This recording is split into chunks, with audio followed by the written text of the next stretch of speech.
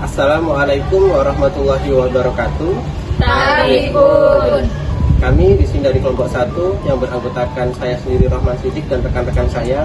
Saya Novina Rizkyasi. Saya Septi Melinda. Saya Tuti Amelia. Saya Maya Oktaviana. Saya Rizky Fidyariani. Di sini kami akan mempresentasikan hasil diskusi kami pada mata kuliah pemahaman peserta didik dan pembelajarannya. Ada beberapa macam teori-teori belajar. Di sini kami akan menjelaskan teori belajar behavioristik, teori sosial kognitif, dan teori konstruktivisme. Teori behavioristik sendiri merupakan teori yang mempelajari perubahan tingkah laku sebagai akibat adanya interaksi antara stimulus atau sebuah rangsangan dan respon ataupun sebuah tanggapan, yaitu bentuk perubahan yang dialami siswa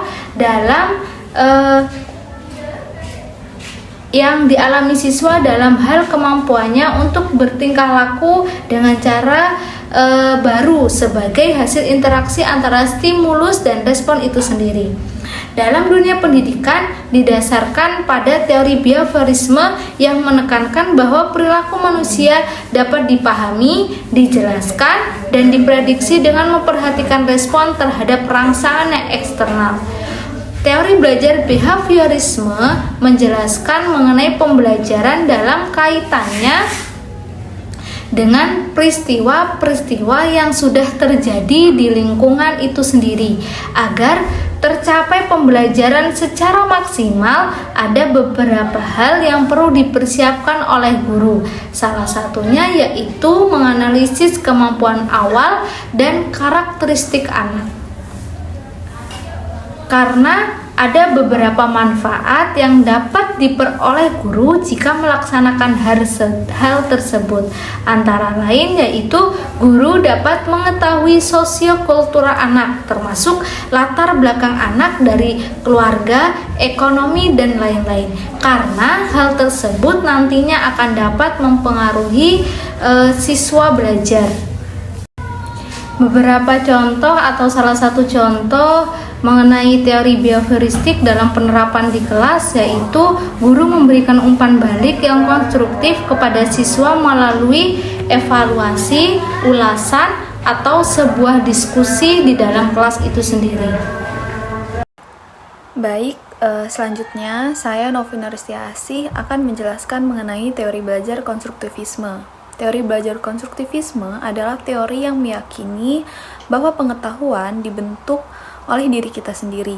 Dalam teori ini, guru berperan sebagai fasilitator, pemberi umpan balik, dan pengamat proses pembentukan pengetahuan. Jadi, dalam teori ini, jika dilihat ada kegiatan yang kurang sesuai dengan materi atau target pembelajaran, guru bisa mengarahkan siswa agar proses berjalan lancar. Ada dua tokoh yang terkenal yang mengembangkan teori konstruktivisme ini. Mereka adalah Piaget dan Vygotsky.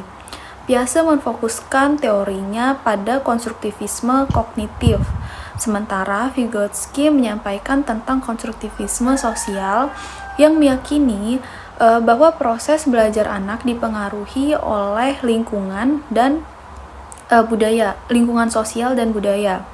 Selanjutnya ada contoh penerapan teori konstruktivisme di kelas dengan eksperimen sosial, yaitu guru meminta siswa untuk membuat suatu karya tulis mengenai banjir yang kerap melanda daerah mereka. Jika Bapak atau Ibu ingin menerapkan teori belajar ini di kelas, perhatikan beberapa langkah-langkah ini. Yang pertama, Bapak Ibu harus mampu membentuk pemikiran peserta didik bahwa bekerja secara mandiri akan menghasilkan kegiatan belajar yang lebih bermakna. Lalu yang kedua, kembangkan kegiatan inquiry di semua topik pembelajaran. Lalu yang ketiga, memunculkan rasa keingintahuan peserta didik terhadap suatu permasalahan melalui bertanya. Lalu yang keempat, membentuk masyarakat belajar atau belajar dengan kelompok-kelompok tertentu. Jadi lanjut dalam contoh guru yang meminta siswa untuk membuat suatu karya tulis mengenai banjir yang kerap melanda daerah mereka. Sebelumnya, guru dan siswa sudah sama-sama belajar mengenai air, daur air, kegunaan dan manfaat air bagi kehidupan, termasuk juga bencana yang ditimbulkan terkait dengan air. Selanjutnya, guru juga sudah menyelenggarakan diskusi mengenai penyebab-penyebab banjir dan langkah-langkah umum yang bisa dilakukan untuk mencegahnya.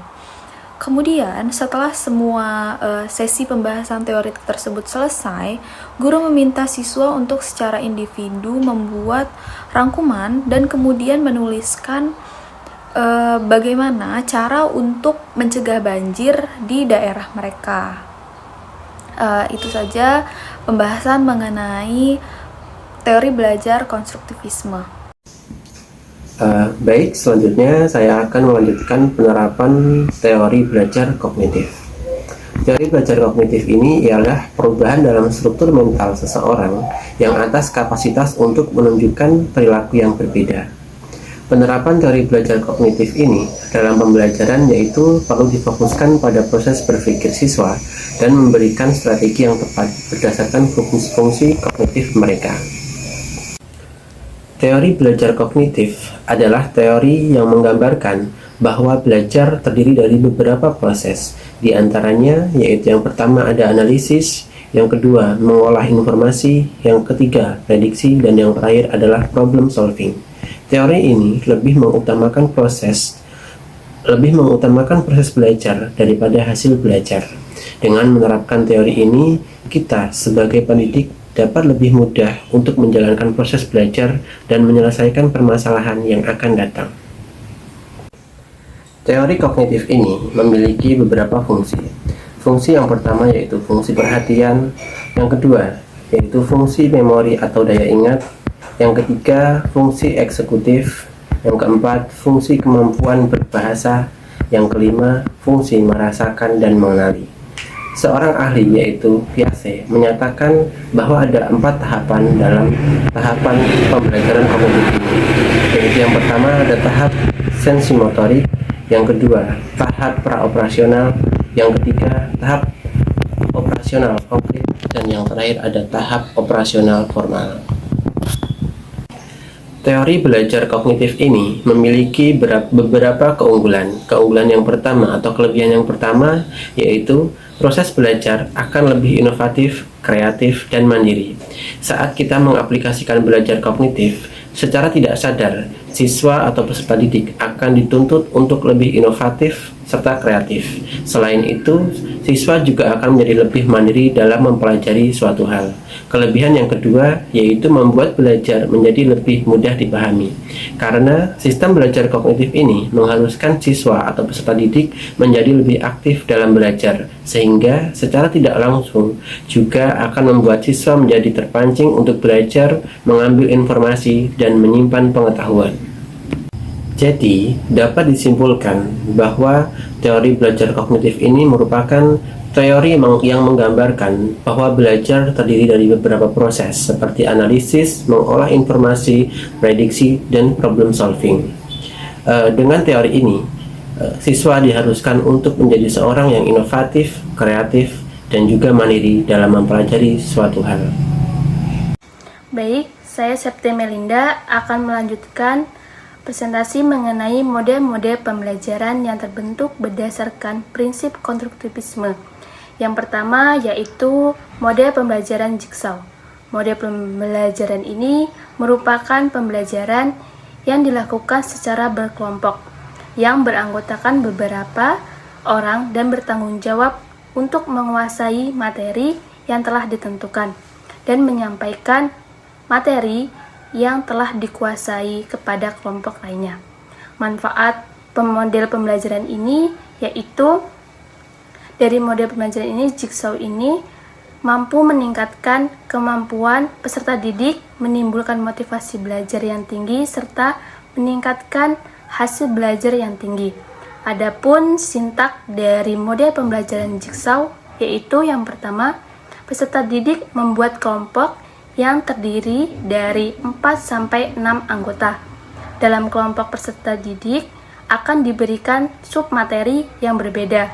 Setiap kelompok berdiskusi dan menjelaskan submateri yang telah diberikan dan memutuskan anggota ahli yang bergabung ke kelompok anggota ahli.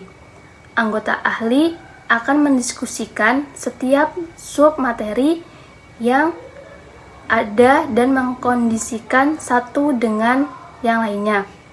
Kelompok ahli dibimbing untuk berdiskusi dengan mengenai konsep yang ada dan saling membantu memahami konsep yang diberikan. Setiap kelompok akan menjelaskan di depan kelas hasil dari diskusi yang telah dilaksanakan. Selanjutnya, guru akan mengadakan kuis untuk setiap peserta didik di akhir pembelajaran mengenai materi yang sudah diberikan kepada peserta didik. Peserta didik akan menyelesaikan kuis individu dan kelompok. Selanjutnya yaitu mode pembelajaran yang kedua, yaitu mode pembelajaran brainstorming atau model curah pendapat adalah suatu model pembelajaran untuk menghasilkan banyak ide dari seluruh peserta didik dalam kelompok diskusi yang dimana mencoba mengatasi segala hambatan dan kritikan. Kegiatan ini mendorong munculnya banyak gagasan dari peserta didik tersebut. Dalam model pembelajaran brainstorming, ada beberapa langkah. Yang pertama, guru melakukan analisis capaian pembelajaran sehingga dapat dipilih materi mana yang tepat dibahas dengan metode brainstorming. Kemudian langkah yang kedua, guru menyusun pertanyaan-pertanyaan atau kasus berupa tulisan atau gambar untuk diajukan kepada peserta didik, memilih sumber-sumber, kemudian memperkirakan waktu yang digunakan, hambatan yang mungkin ditemui, dan menentukan apakah peserta didik dikelompokkan atau disajikan secara klasikal. Kemudian, langkah yang ketiga, pemberian informasi dan motivasi. Selain itu, guru menjelaskan aturan-aturan apa saja yang harus diperhatikan oleh para peserta didik. Kemudian langkah yang keempat, identifikasi. Pada langkah ini, peserta didik diberi kesempatan untuk memberikan sumbang saran secara bergiliran, sedangkan guru dapat mencatat atau menampung semua tanggapan peserta didik atau ditunjuk dari pemimpin kelompok. Hal ini sesuai dengan kesepakatan yang dibangun di awal. Kemudian langkah yang kelima, klasifikasi. Tanggapan atau sumbang saran yang terkumpul dapat diklasifikasikan berdasarkan kriteria atau struktur yang telah direncanakan guru atau disepakati dengan peserta didik.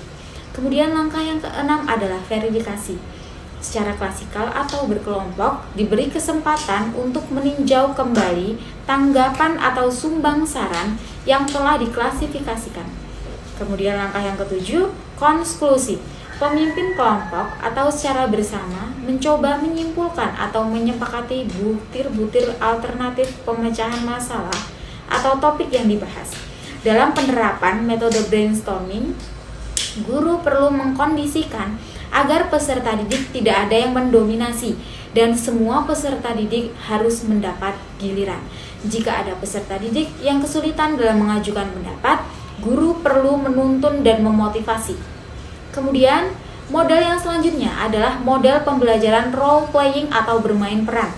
Bermain peran adalah berakting sesuai dengan peran yang telah ditentukan terlebih dahulu untuk tujuan-tujuan tertentu. Bermain peran dapat menciptakan situasi belajar yang berdasarkan pada pengalaman dan menekankan dimensi tempat dan waktu sebagai bagian dari materi pelajaran. Adapun langkah-langkah yang terdapat pada model pembelajaran bermain peran ini adalah sebagai berikut. Ada yang pertama, menghangatkan suasana dan memotivasi peserta didik. Kemudian, memilih peran. Dalam tahap ini, peserta didik dan guru mendeskripsikan berbagai watak atau karakter. Langkah yang selanjutnya adalah menyusun tahap-tahap peran. Pada tahap ini, para pemeran menyusun garis-garis besar adegan yang akan dimainkan. Langkah yang selanjutnya adalah menyiapkan pengamat. Pengamat dipersiapkan secara matang dan terlibat dalam cerita yang akan dimainkan. Kemudian, pemeran. Pada tahap ini, peserta didik mulai beraksi secara spontan sesuai dengan peran masing-masing. Langkah yang selanjutnya adalah diskusi dan evaluasi.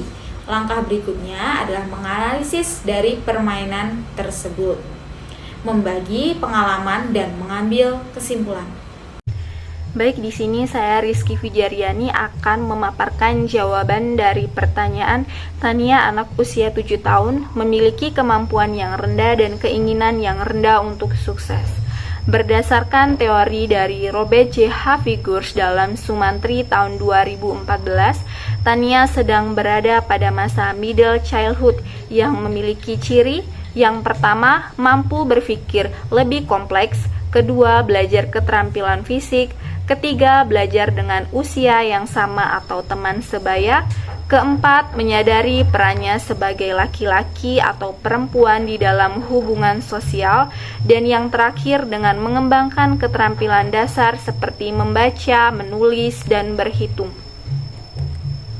Dari sifat-sifat yang telah dikemukakan sebelumnya, kami mengajukan beberapa solusi yang sedang dialami oleh Tania. Yang pertama yaitu dengan belajar sembari bermain, yakni dengan menyisipkan konten edukasi dalam permainan. Kedua, dengan belajar praktik langsung, karena anak 7 tahun memiliki rasa cepat bosan yang tinggi.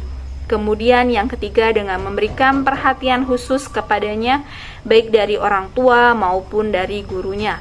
Yang terakhir, dengan membelajarkan dengan kelompok kecil sesuai dengan jenis kelaminnya, karena anak-anak pada usia 7 tahun sedang berada pada tahap belajar mengelompokkan diri dalam kelompoknya.